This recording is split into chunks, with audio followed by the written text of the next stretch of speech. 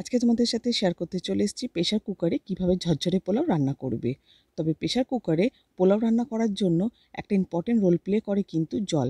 কতটা চালে কতটা জল লাগবে সেটা কিন্তু সঠিক মেজারমেন্ট আমাদের করে নিতে হবে। আর কি কি মশলা ব্যবহার করলে পোলাওর স্বাদটা আরও দ্বিগুণ হারে বেড়ে যাবে সেটাও কিন্তু এই রেসিপিতে আমি বলে দেব। তাহলে চলো দেরি না করে শুরু করি আজকের রেসিপিটা। কি কি লাগছে পোলাও এই রান্না করতে সেটা তোমাদেরকে বলে দেব। এর জন্য আমি প্রথমে নিয়েছি এখানে কিছুটা ড্রাই ফ্রুট। এখানে আমি ড্রাই ফ্রুট দিয়েই বানাবো, কাজু আর কিশমিশ দিয়ে। কারো যদি আরও কিছু দিতে হয় সেটাও দিতে পারো। দিচ্ছি 1 কাপ বাসমতি চাল নিয়েছি আর কিছুটা ঘি নিয়েছি। আর এখানে নিয়েছি স্টার অনিস, জায়ফল, জয়িত্রী, আর নিয়েছি একটা বড় টুকরো দেখে এলাচ। নিয়েছি এখানে কাবাব চিনি আর নিয়েছি সামরিচ। নিয়েছি এখানে কিছু গোটা গরম মশলা যেমন দারুচিনি, যেমন হচ্ছে এলাচ আর লবঙ্গ।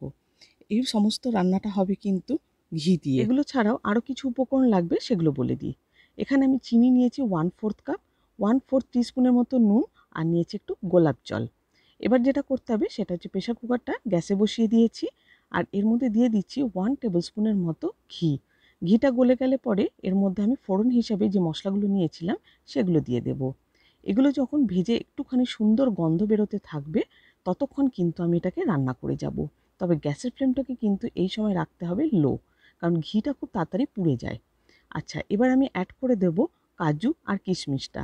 এখনও কিন্তু গ্যাসটাকে আমি লো ফ্লেমেই রেখেছি, কারণ কিশমিশ কিন্তু খুব তাড়াতাড়ি পুড়ে যায়। এর জন্য সমস্ত রান্নাটা একটুখানি মিডিয়াম বা লো ফ্লেমে করলে ভালো। যখন এরকম বেশ লাল লাল হয়ে ভেজে আসবে সমস্ত উপকরণগুলো, তখন এর মধ্যে অ্যাড করে দেব ধুয়ে রাখা চালটা। তবে এখানে একটা কথা বলে রাখি, চাল কিন্তু ভিজিয়ে রাখার কোনো দরকার নেই। এখানে কিন্তু ইনস্ট্যান্ট সমস্ত কিছুটাই রান্না হবে, তাই চালটা জাস্ট ধুয়েই কিন্তু প্রেশার কুকারে দিয়ে দিতে হবে। এবার আমি সমস্ত চালটাকে দিয়ে আর এই যে ড্রাই ফ্রুট আছে, মশলাটা রয়েছে, এটা দিয়ে একটু ভাজা ভাজা করব, যাতে করে ফ্লেভারটা চালটার মধ্যে অ্যাবসর্ব হয়ে যায়। ব্যাস হয়ে গেল। এবার আমি দিয়ে দেব জল। কতটা জল দেব?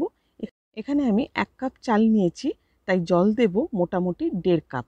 তোমরা এই ধরনের মেজারমেন্ট কাপও ব্যবহার করতে পারো, বা বাড়িতে কোনো বাটি বা কাপ যদি ব্যবহার করো তাহলে সেটাকে নির্দিষ্ট করেই কিন্তু সমস্ত মেজারমেন্টগুলো নিয়ে নেবে। ব্যাস, এবার আমি এতে দিয়ে দেব কিছুটা স্বাদ মতো নুন।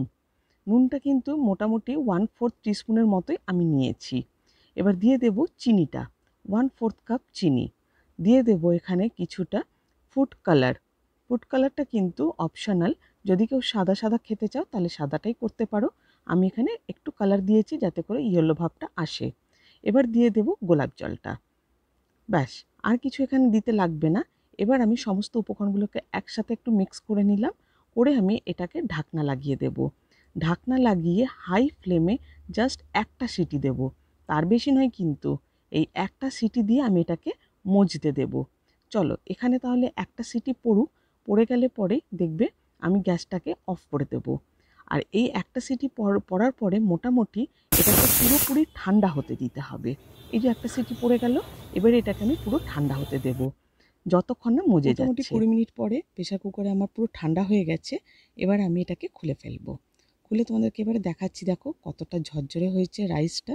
তাই তো বলেছিলাম যে জল এখানে কিন্তু ভীষণ ইম্পর্টেন্ট রোল প্লে করে। বেশি জল হয়ে গেলে জল থেকে যেত, কম জল হলে পরে রাইসগুলো কিন্তু সঠিকভাবে কুক হতো না।